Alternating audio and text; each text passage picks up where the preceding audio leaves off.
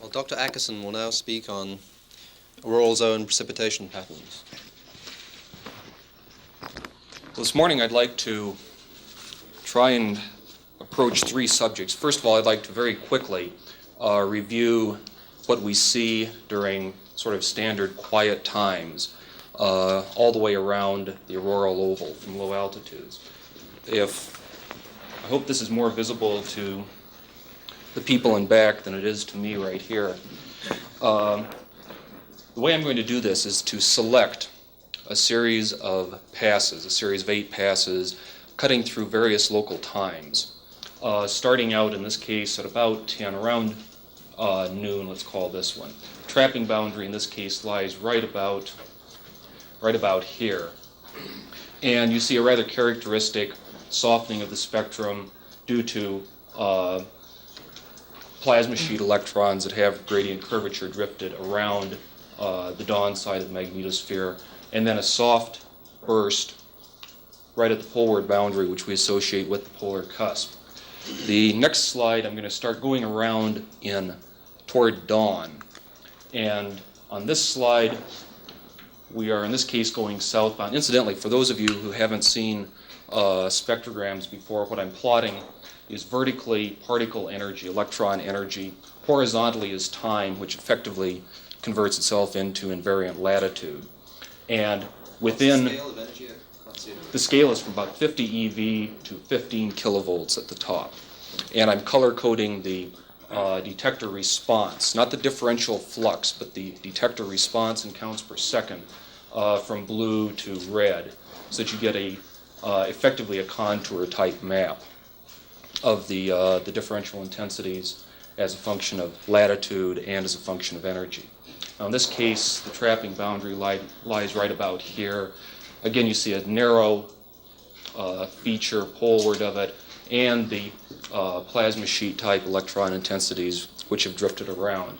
As we go to even earlier times, you see the plasma sheet is getting much more intense. The trapping boundary lies, I believe, right here, and a couple of rather small, soft events lying well poleward of the trapping boundary. These may be associated with the sun-aligned arcs that are occasionally seen during quiet times over the polar cap.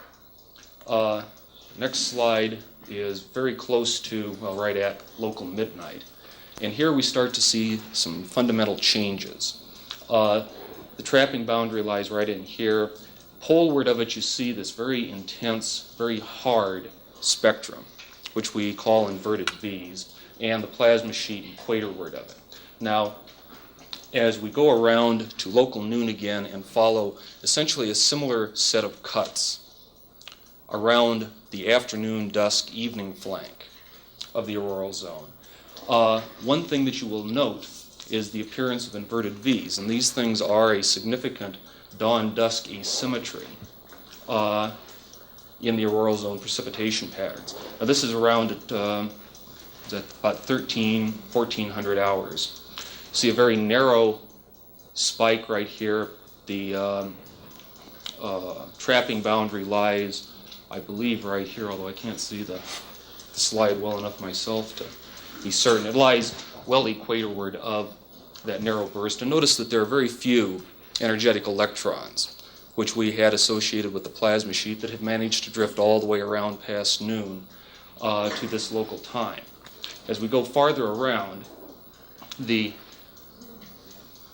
precipitation events on the poleward edge, again, this is the pole and the equator on this particular pass. The trapping boundary lies right at the equatorward edge of the precipitation that we see.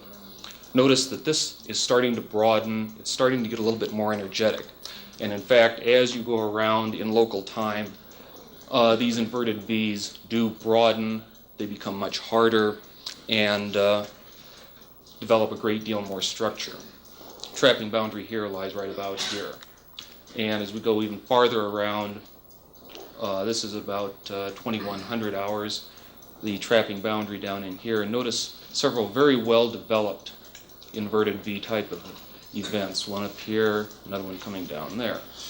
Now I've summarized these passes in black and white form. I hope it's visible, just to give you a quick feel for what the structure is. I've put the orbits, the trajectories of each of the passes up here, indicated the trapping boundaries, which rather fortuitously follow the standard average 40 kilovolt trapping boundary. And you can see, just starting, say, at local noon, the way as you come around, the electron plasma sheet becomes much more intense, but these narrow, soft spikes poleward of the trapping boundary don't change a great deal until you get around to the vicinity of midnight, when they become very well developed inverted V's and they follow themselves all the way around the dusk flank. Now, lest things seem too simple, or lest this seem to pat a universal progression, I brought along a couple of slides from what I call my zoo. This particular pass here, if you notice, this row of numbers along here give the invariant latitude. The bottom row of numbers give the magnetic local time. And what we're doing is making a very tangential cut through the auroral zone. If you notice all the way over here at the end, the invariant latitude changes very, very slightly while we're cutting about 4 hours total magnetic local time. And in fact, you can see, if you look carefully, and if you can see the numbers, this poleward-most inverted V up here almost looks symmetric about the point where we reach our maximum invariant latitude.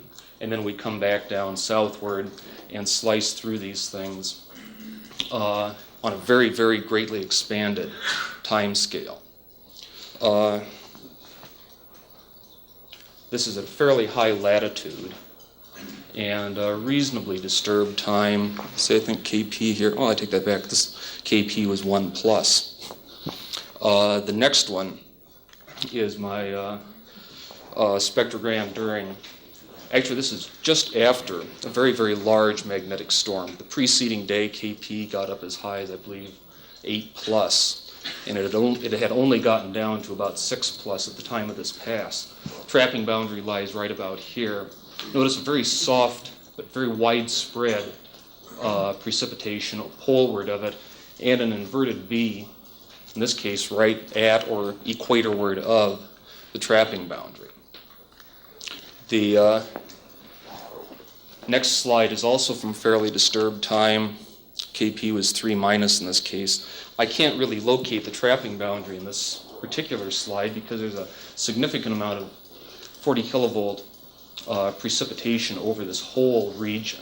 There's a little bit of an indication that perhaps the trapping boundary lies someplace in this region here, because it's around here when the 40 kilovolt profile starts to rise in its normal fashion. This perhaps is the counterexample to my very broad one, my broad series of inverted V's a couple of slides ago.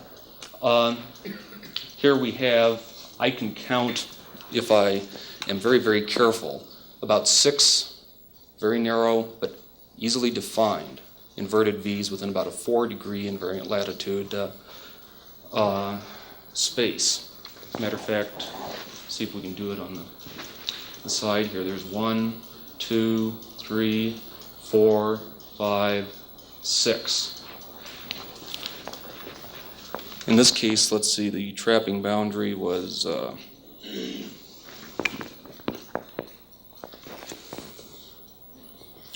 at 107 or so. So the trapping boundary lied right about in here. And virtually all of this precipitation lied in a region where there was a significant amount of 40 kilovolt electrons coming down. I suspect that is just due to the fact that these particular spectra are quite hard. And it appears that the Geiger tube was responding to the high energy tail of the electron spectrum.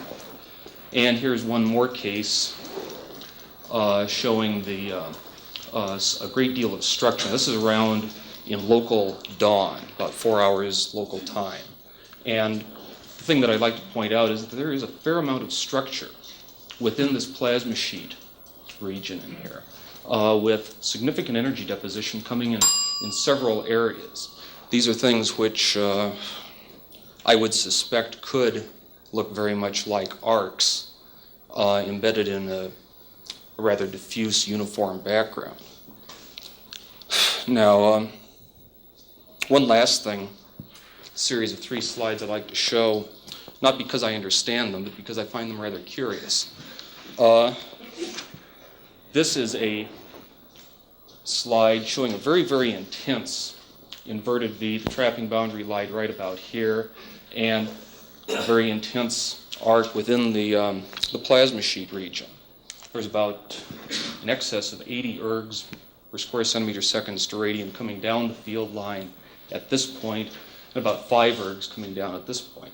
But rather than draw attention to what's there, I want you to remember what isn't there. There isn't anything within this little slot right along here. There's a very abrupt termination of the electron precipitation at that point, and that occurs at about 70, maybe 70 and a half degrees invariant latitude. Now, in this particular case, we were fortunate enough to have 2 more successive passes 2 hours later. The next pass, trapping boundary lies right about here. The thing that's interesting is that at the same invariant latitude, there's a very puzzling hole in the precipitation where the inverted V's previously, 2 hours previously, had been putting upwards of 80 ergs directional into the atmosphere. There's now less than 5/100ths of an erg coming down. And 2 hours after this one, we have around 5 ergs coming down in the inverted V. And note, a very sharp hole. This thing seems to persist, the same invariant latitude, through a rather wide range of magnetic activity. I have no idea why it should stay at the same invariant latitude. And I hope maybe the theoreticians in the audience can come up with a reason for it. Thank you.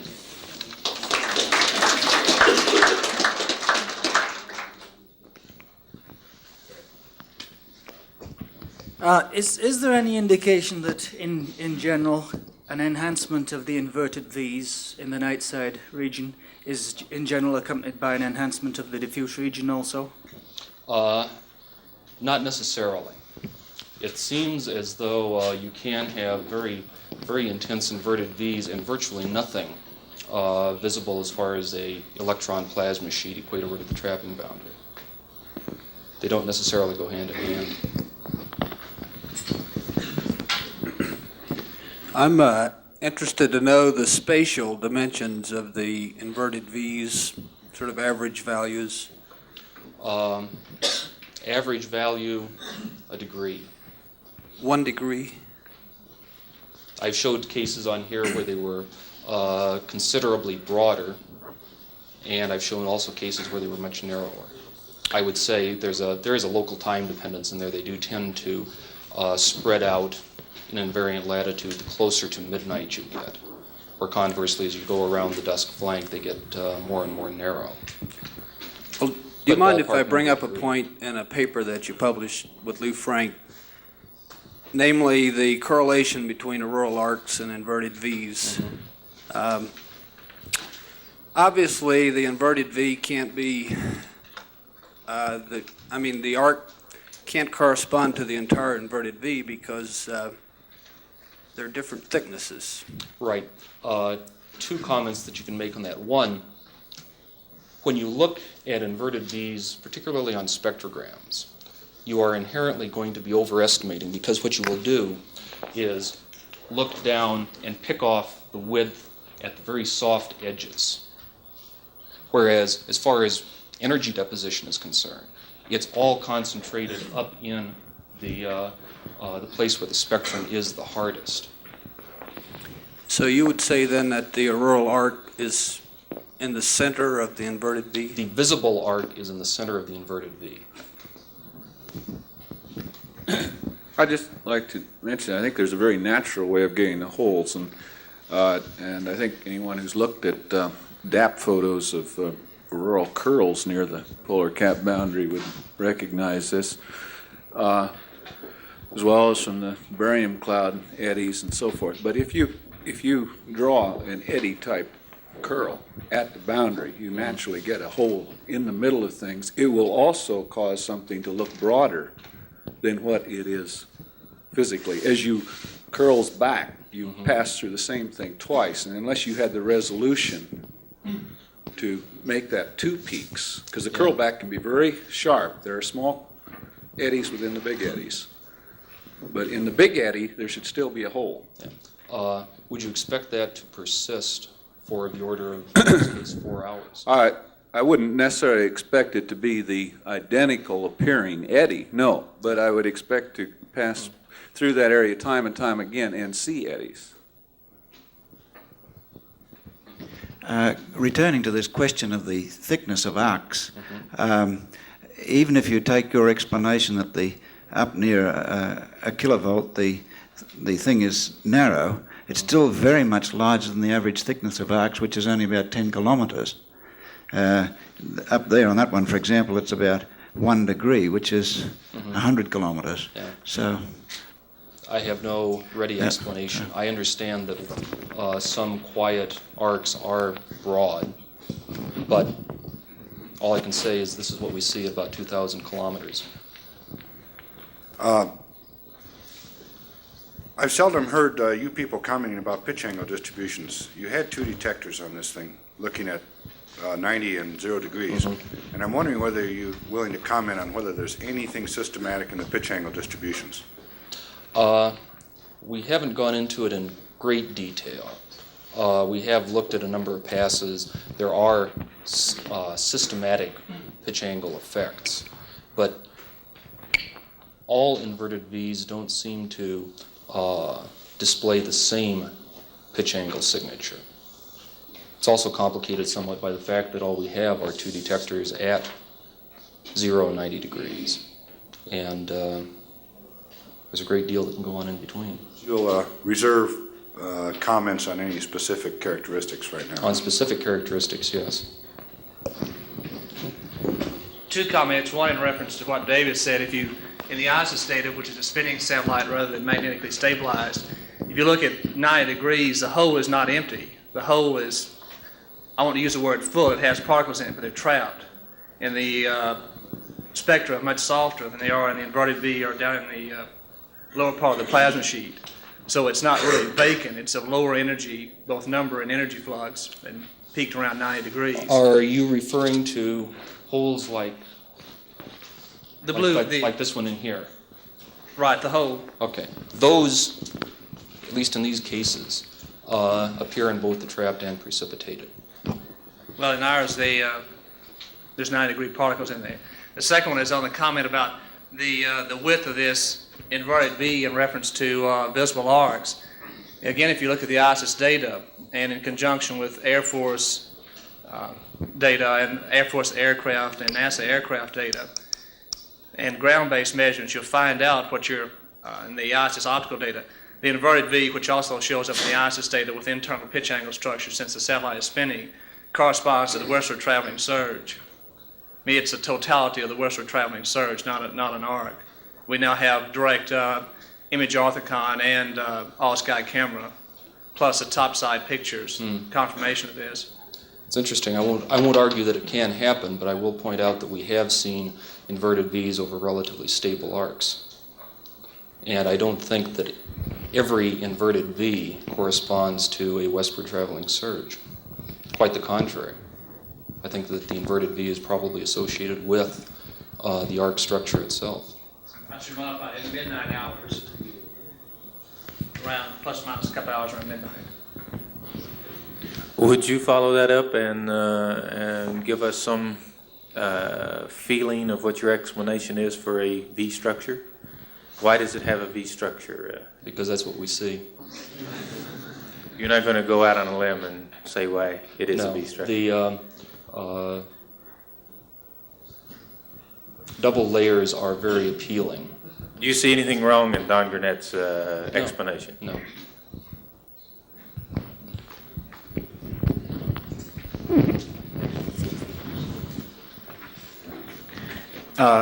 Just to follow up Dave Evans' question about the pitch angles, what pitch angles do you use on these spectra? These are all precipitated. These are all 0 degrees. Right. And Actually, 0 plus or minus. that's 5 for degrees. all of the spectra that have been published. That's for all of the spectra that I'm presenting here. We have presented some spectrograms with the trap detector also, but just basically due to logistics, getting that many slides out, that many pictures published. And how many cases have you looked at where you've actually gotten correlations between inverted V's and arcs below? Grand total of 3.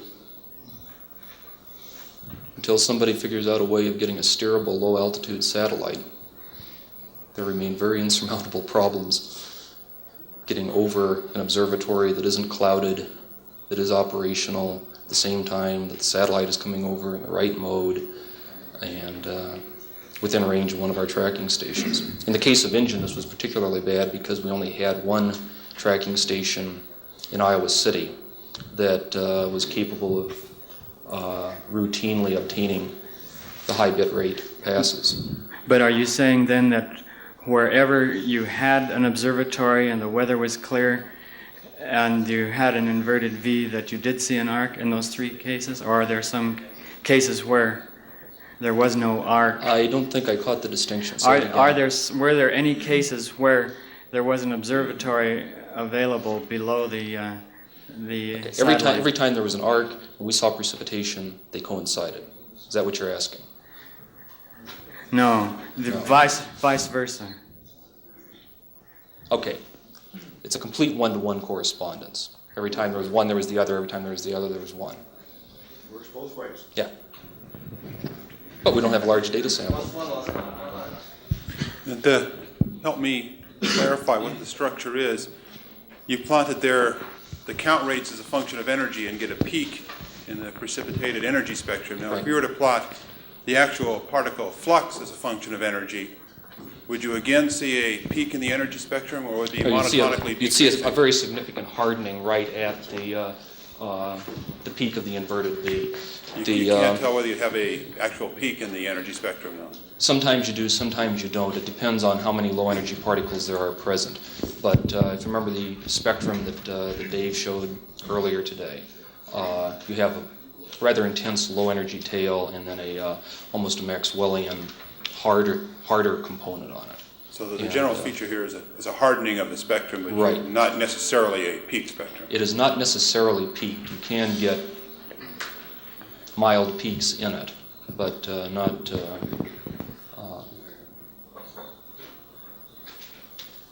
they're not as accentuated as they appear, for example, when you're just plotting response.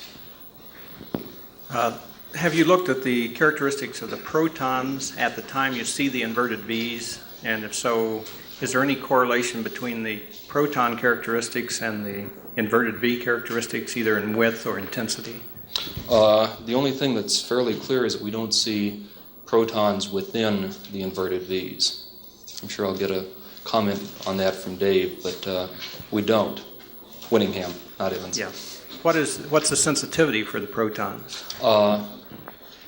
Considerably less. We can pick out the ring current without too much difficulty, but the counting rates aren't tremendously large. Thank you.